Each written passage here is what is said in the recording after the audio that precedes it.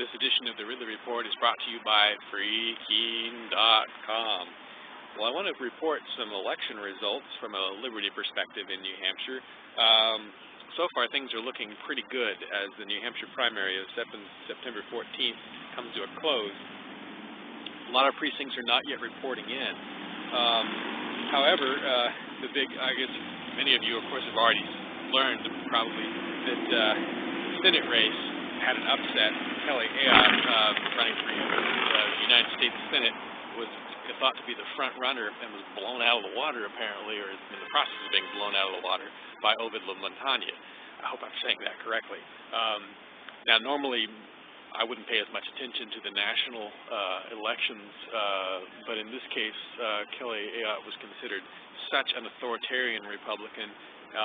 Ovid was considered so much better that this was a race that Free Staters and liberty activists in New Hampshire did get involved in.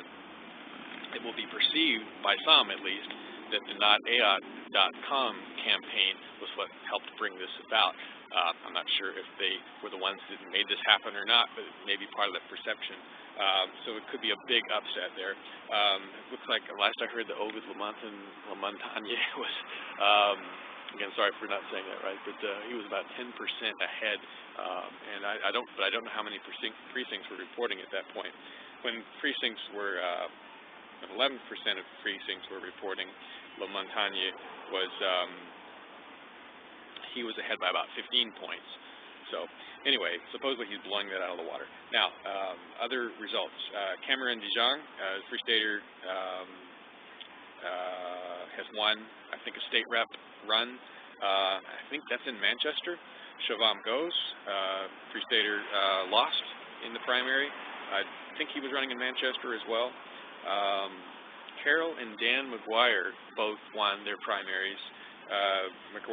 Carroll is already a state rep,